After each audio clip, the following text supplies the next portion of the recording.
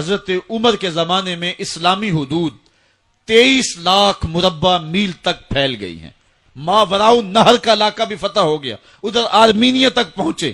یہ تھوڑے سے عرصے کے اندر عظیمتوں کی کیسی داستان رقم کی. اقبال تڑپ کے کہتا ہے, دیے جانے کبھی یورپ کے کلیساؤں میں, کبھی افریقہ کے تپتے ہوئے صحراؤں میں, دشت و دشت دریا بھی نہ چھوڑے ہم نے, بحر ظلمات میں دوڑا دیے گھوڑے ہم نے.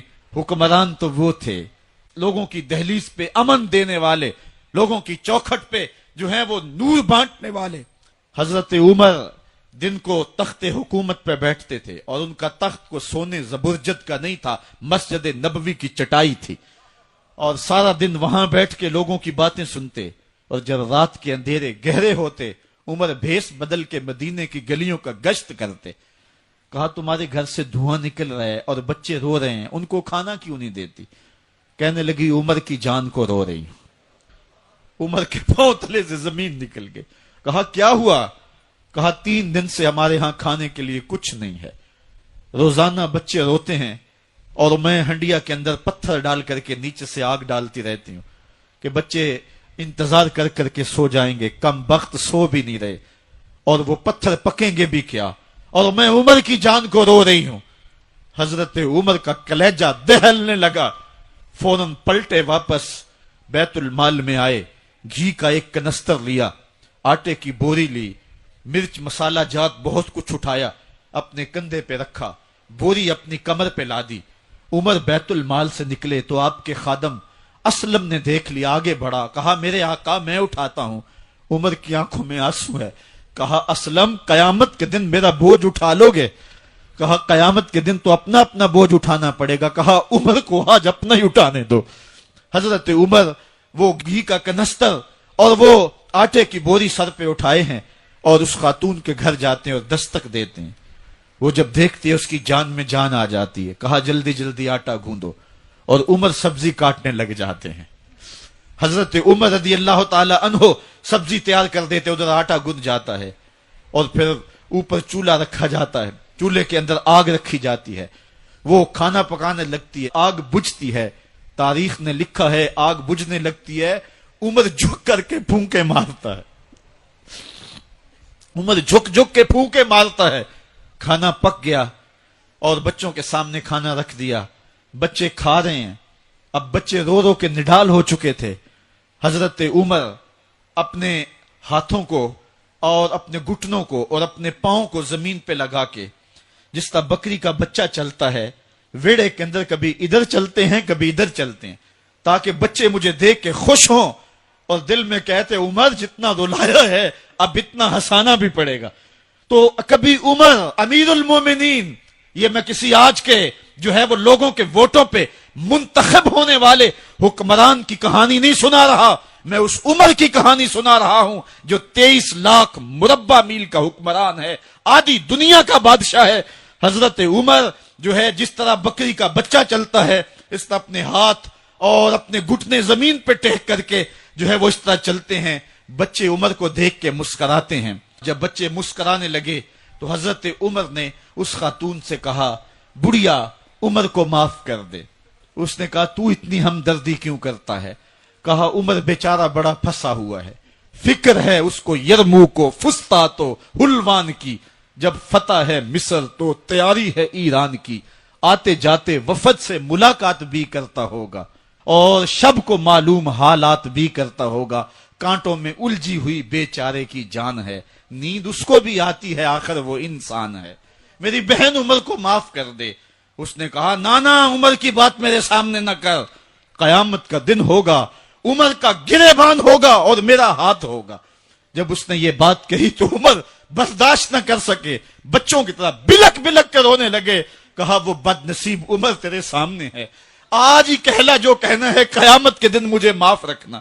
اس نے کہا تو عمر ہے؟ کہا بد نصیب عمر تیرے سامنے کھڑا ہوں.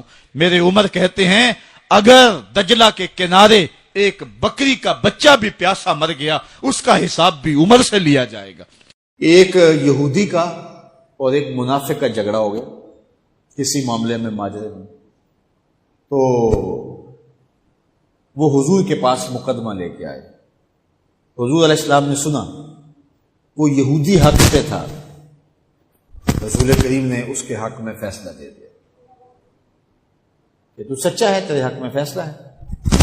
اب وہ جو نام نہاد کلمہ گو تھا اس کو اچھا نہ لگا، اس نے کہا میں کلمہ پڑھتا ہوں اور میرے حق میں فیصلہ دے دیا، حالانکہ وہ جھوٹا تھا۔ اس نے اس یہودی کو کہا حضور کے دربار سے باہر نکل کے کہ میں اس مقدمے کا فیصلہ حضرت عمر سے کروانا ہے۔ اس کے ذہن میں یہ تھا کہ حضرت عمر کفار کے بارے میں بڑے سخت ہیں، اور جب سنیں گے کہ میں مسلمان ہوں اور یہ یہودی ہے تو یہی کافی ہوگا ان کے لیے، اور وہ میرے حق میں فیصلہ دے دیں گے۔ وہ اس یہودی نے کہا ٹھیک ہے مجھے مقبول ہے۔ تو جو سچا آدمی ہوتا ہے اسے ٹینشن کوئی نہیں ہوتی، وہ کہتا ٹھیک ہے اس عدالت میں چلے جاؤ۔ حضرت عمر کے پاس آ گئے، حضرت عمر رضی اللہ تعالیٰ عنہ کو اس نے ساری کہانی سنائی اس منافق نے کہ اس طرح ہوا، اس طرح ہوا، اس طرح ہوا۔ اب یہودی کو ہم تو بھی سنا، اس نے کہا میری ایک ہی بات ہے۔ کہا کیا؟ کہا اس مقدمے کا فیصلہ دربار رسالت سے میرے حق میں ہو چکا ہے۔ حضرت عمر حیرت زدہ ہو گئے اور اس نام نہاد کلمہ گو سے پوچھا یہ سچ کہہ رہا ہے؟ اس نے کہا جی جی، لیکن میں چاہتا ہوں ذرا آپ فیصلہ کریں۔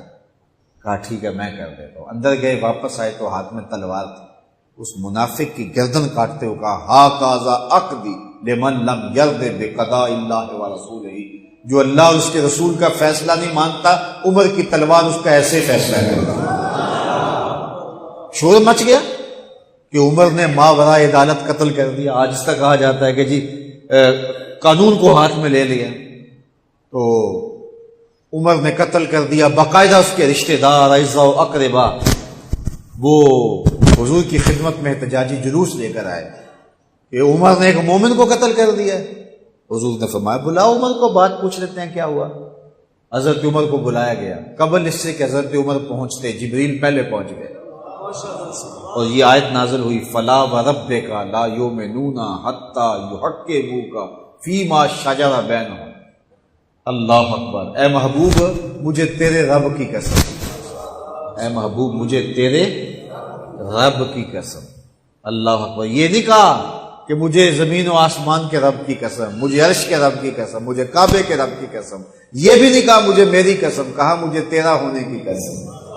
فلا وربک، مجھے تیرے رب کی قسم، لا یؤمنون حتی یحکموک فیما شجر بینہم، اتنی دیر تک کوئی مومن ہو ہی نہیں سکتا جب تک اپنے مقدموں میں تجھے حاکم نہ مانے، اپنے اختلافات میں، اپنے فیصلوں میں تجھے فیصل نہ مان لے۔ ثم لا یجدوا فی انفسہم حرجا مما قضیت، اور جو آپ محبوب فیصلہ کریں اس کے بارے میں دل میں کوئی میل بھی نہ رکھیں۔ ویسلموا تسلیما، اور جو اس کے تسلیم کرنے کا حق ہے جب تک وہ ادا نہ کر دے، محبوب مجھے تیرے رب کی قسم اتنی دیر تک کوئی مومن نہیں ہو سکتا۔ تو حضرت عمر رضی اللہ تعالیٰ عنہ کا جو لقب فاروق ہے، اس کے بارے میں حضرت علامہ حقی لکھتے ہیں فبذالک سمي فاروق، آپ کو اس وجہ سے بھی فاروق کہا جاتا ہے کہ آپ نے اس طرح جو ہے وہ نکھیڑا کر کے رکھ دیا۔ حضرت امام حسین کی زندگی سے ہم روشنی لے کر کے اپنی زندگیوں میں ڈال سکتے ہیں۔ رضائے الہی کا حصول یہ امام کا مطمع نظر تھا، اور اس کے لیے ان کی زندگی کی ایک ایک ساتھ گزرتی ہے۔ اللہ کی رضا کے لیے، اس کی قربت کے لیے اپنی جان قربان کر دینا اور اپنا سب کچھ لٹا دینا، یہ بندگی کی معراج ہے۔ حضرت امام حسین رضی اللہ تعالی عنہ کو پہلے سے یہ معلوم تھا کہ وہ شہید کر دیے جائیں گے۔ آپ کے پورے خاندان کو اس بات کا علم تھا، حضور کی زبان سے یہ بات خاندان میں پہنچی تھی، لیکن کسی ایک نے بھی آ کے حضور سے نہیں کہا کہ حضور دعا کر دیں یہ مصیبت ٹل جائے اور کربلا میں جو مشکلات آنے والی ہیں جن کی خبر دی جا رہی ہے وہ مشکلات ان پر نہ آئیں۔ آپ تاریخ پڑھ لیں، یہ نہ حضرت سیدہ فاطمہ نے کہا ہے، نہ مولا کائنات نے آ کے عرض کی ہے، نہ خود امام حسین رضی اللہ تعالی عنہ نے حضور کی بارگاہ میں کہا ہے، نہ حضور نے کہا ہے کہ مالک حسین سے شہادت ٹال دے۔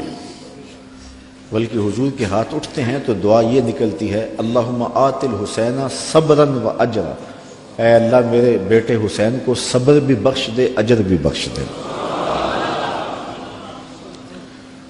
تو حضور نے کیوں کہنا تھا کہ میرے بیٹے کو شہادت نہ ملے؟ وہ تو اس امتحان کے لیے تیار کر رہے تھے۔ استاد جب شاگرد کو پڑھاتا ہے، محنت کراتا ہے، تو وہ یہ کبھی نہیں چاہتا کہ میں نے جو اس کو محنت کروائی ہے اس کے امتحان نہ ہو۔ وہ کہتا ہے یہ امتحان گاہ میں جائے، زمانے کو پتہ چلے کسی استاد نے پڑھایا تھا۔ تو حضور حضرت امام حسین کے لیے دعا مانگ رہے ہیں کہ مالک اسے صبر بھی دے، اجر بھی دے۔ جب کربلا میں حسین پیاس کاٹے تو پھر بھی ان کی زبان پر شکایت کا لفظ نہ آئے تو لوگ کہیں واقعی پیغمبر کی زبان چوسی تھی۔ حضرت امام حسین واقعی حضور کے کندھوں پہ کھیلے تھے، حضور نے ایسے ہی اپنا بیٹا قرار نہیں دیا تھا۔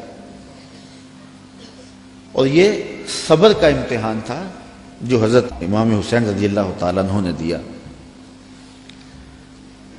ورنہ اگر یہ چاہتے تو فرات چھلک کے آپ کے قدموں میں آ کے سلامی نہ کرتے۔ یہ تو حوض کوثر کے وارث کے نواسے ہیں، ایڑیاں رگڑتے تو چشمے نہ پھوٹتے۔ یہ تو رب کی تقدیر کو مانے بیٹھے تھے، یہ تو اس امتحان میں کامیابی کے لیے دعا گو تھے کہ مالک ہمیں استقامت نصیب کرو۔ امام زہری کہتے ہیں کہ جب مروان کے زمانے میں حضرت امام زین العابدین کو دوبارہ گرفتار کیا گیا اور بیڑیاں پہنائی گئی، سب سے زیادہ دکھ حضرت امام زین العابدین نے دیکھے، کھلی آنکھوں سے یہ منظر کربلا کا سارا انہوں نے دیکھا ہے۔ کہتے ہیں واقعہ کربلا کے بعد امام زین العابدین کبھی بھی ہنسے نہیں تھے اور کبھی ٹھنڈا پانی بھی نہیں پیا تھا۔ شاید پانی پینے لگتے ہوں گے تو سکینہ کی پیاس یاد آتی ہوگی۔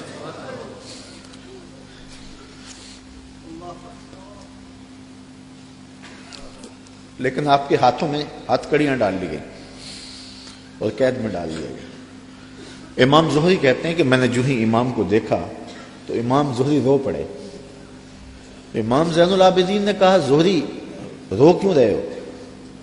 میں نے کہا حضرت آپ کے ان ہاتھوں میں ہاتھ کڑیاں ہیں، پیغمبر زادے ہو، دنیا کو دین دیا ہے اور آج آپ کے ہاتھ میں ہاتھ کڑیاں ہیں۔ امام زہری کا دل پھٹتا جا رہا ہے۔ امام زین العابدین فرمانے لگے زہری پریشان ہونے کی ضرورت نہیں، ہم تو اس کی تقدیر کے اوپر راضی ہیں، ورنہ یہ زنجیریں کیا ہیں؟ آپ نے جھٹکا دیا، زنجیریں ٹوٹ گئیں۔ کہا یہ ہمارے لیے نہیں ہے۔ تو یہ کربلا کی مشکلیں ٹل جاتی اگر حضرت امام چاہتے، لیکن انہوں نے تو مشکل کو سہ کے اور قربانیاں دے کے عظیمت کی داستان رقم کرنی تھی، اور وہ زمانے نے دیکھا۔ تو حضرت امام حسین رضی اللہ تعالی عنہ کی سیرت سے یہ چیز سیکھی جا سکتی ہے کہ ہم اپنے آپ کو قربانی کے لیے تیار کریں اور اپنے فکر کی، اپنی سوچ کی پرورش اس طرح کریں کہ کبھی مشکل وقت میں کھڑا ہونے کا مرحلہ آ پہنچے تو پھر ہمارے قدم ڈگمگائے نہ، پھر ہمارے پاؤں میں لرزش نہ آ جائے، ہمارے زوردار نعرے اور ہمارے پرجوش خطاب، ہماری خطابت کے تن تنے اور ہمارے فلسفے وہاں دم نہ توڑ جائیں جہاں کھڑے ہونے کا وقت تھا۔ یہ ناداں سجدے میں گر گئے جب وقت قیام آیا۔ تو ہم نے اپنی پرورش حضرت امام حسین رضی اللہ تعالی عنہ کی اس فکر کی روشنی میں کرنی ہے، تاکہ اگر کوئی ایسا وقت آن پہنچے تو پھر ہمارے قدم اکھڑنے نہ پائیں۔ اے حسین ابن علی تم پر سلام، نازش آل نبی تم پر سلام۔ آؤ ہم سلام کرتے ہیں۔ یہ سورج سامنے چمک رہا ہے، میں یہاں بیٹھا سوچ رہا تھا کہ ہم نے تو نہیں دیکھا، اے سورج دوپہر کا وہ منظر تم نے تو دیکھا تھا جب کربلا میں حسین کا سر کٹا تھا، جب گھر لٹا تھا، جب خیموں کو آگ لگی تھی، جب سکینہ رو رہی تھی اور جب گھوڑا خالی پلٹا تھا اور سکینہ پوچھتی تھی گھوڑے تو خالی آ گیا ہے، حسین کہاں چھوڑ آیا ہے۔ آج یہ سورج یہ چمک چمک کے وہ ہمیں کہانی سنا رہا ہے اور ہمیں پیغام دے رہا ہے کہ نبی کے نام پہ حسین نے تو سر کٹا دیا، آج تم کہتے ہو دین پہ چلنا بڑا مشکل ہے، तुम शोर डाल रहे हो, जिनके लिए मस्जिदों में कालीन बिछे हुए हैं, गर्म पानी दस्तयाब है और उनके लिए मस्जिदों में आसाइशें मौजूद हैं, और फिर भी वो कहते हैं दीन पे चलना बड़ा मुश्किल है। जरा देखो हुसैन इब्न अली को, सजदे में सर रख के, पेशानी रब के हुजूर रख के हुसैन इब्न अली कह रहे हैं मालिक मैं सर कटा के भी तेरे हुजूर हाजिर हूं और तुझ पे राजी हूं, तू भी बता कि तू भी हुसैन पे राजी है या नहीं है। ए हुसैन इब्न अली तुम पर सलाम, नाज़ आले नबी तुम पर सलाम, तुम पे लाखों रहमतें लाखों सलाम। ए शहीदाने मोहब्बत के इमाम, लाला गूं लाला बदन लाला चमन, ए चमन अंदर चमन, जिंदगी ही जिंदगी तेरी हयात, ए हयात अंदर हयात, इफ्तिखारे मिल्लते बैजा है तू, रब्बे काबा की कसम यकता है तू। फख्र का दिल में दरीचा बाज करना चाहिए, जिनका तू आका है उनको नाज करना चाहिए। आज हम नाज करते हैं हुसैन इब्न अली पे, हम आ हुसैन वाले नहीं हैं, हम वाह हुसैन वाले हैं। वाह हुसैन तेरी अजमत को सलाम। इतने जख्म कलेजे पे हो तो खड़ा नहीं हुआ जाता, लेकिन जबर के खिलाफ कितनी कुव्वत से खड़ा है। हुसैन इब्न अली ने अपना नमूना लोगों के सामने रखना था। तो इकबाल कहता है सुरखरू इश्के गयूर अज फूने शौकिए ई मिसरा अज मजमूने। यजीद मिट गया, यजीद का नाम मिट गया, उसका तशख्खुस मिट गया। हुसैन कल भी जिंदा था, हुसैन आज भी जिंदा है। मरता तो वो है जिसकी फिक्र मर जाए, मरता तो वो है जिसका नस्बुलैन मर जाए, मरता तो वो है जिसका मिशन खत्म हो जाए। हुसैन का नस्बुलैन जिंदा, हुसैन की फिक्र जिंदा, हुसैन का मिशन जिंदा, हुसैन जिंदा, हुसैन का नाना भी जिंदा। आज भी हजारों करोड़ों अरबों इंसान हुसैन का नाम लेके जी रहे हैं। मैं कहता हूं अगर कोई यजीद का नाम भी लेता है तो वो सर झुका के देता है। कैसा तुम्हारा लीडर है जिसका नाम लेते हुए भी तुम्हें शर्म आती है? नाम लेने से पहले सर झुकाते हो, नाम लेते हुए पसीना पसीना होते हो, नाम लेने के बाद मुंह छुपा लेते हो। तुम्हें अपने कायद और अपने लीडर का नाम लेते भी शर्म आती है, और जब हमारे लबों पे नाम हुसैन आता है हमारा कद ऊंचा हो जाता है, हमारा सर फख्र से बुलंद हो जाता है। फख्र का दिल में दरीचा बाज करना चाहिए, जिनका तू आका है उनको नाज करना चाहिए। तो हुसैन इब्न अली ने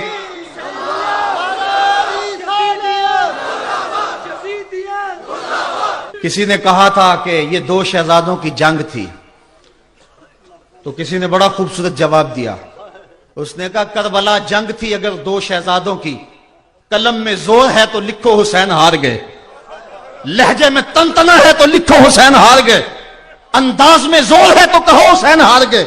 जमाना कल भी कहता था, जमाना आज भी कहता है, हुसैन कल भी जीता था, हुसैन आज भी जीता है। हुसैन की फिक्र लेके उठो और पूरी दुनिया पे छा जाओ और जमाने को बताओ कि हम हुसैन इब्न अली के सिपाही हैं। सिर्फ मुहर्रम के दिन आंसू बहा लेने से कुछ नहीं होगा।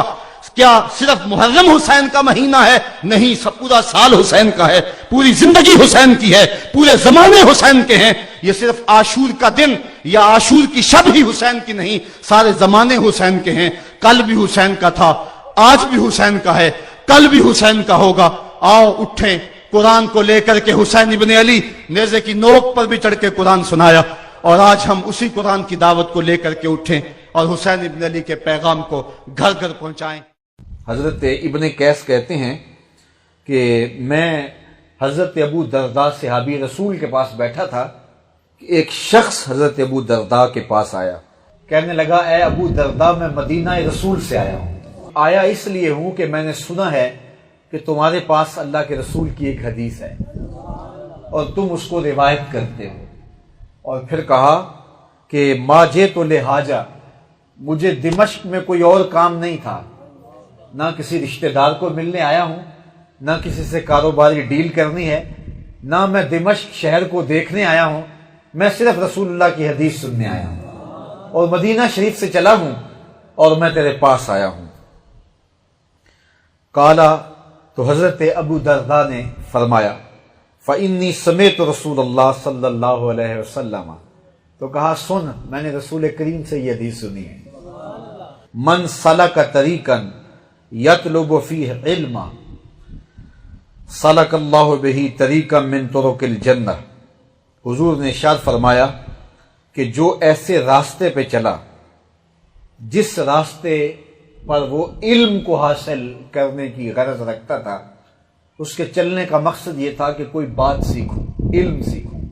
گھر سے چلا تو آرزو یہ تھی کہ کوئی علم کی بات مل جائے، کوئی جو ہے وہ مجھے نور علم نصیب ہو جائے.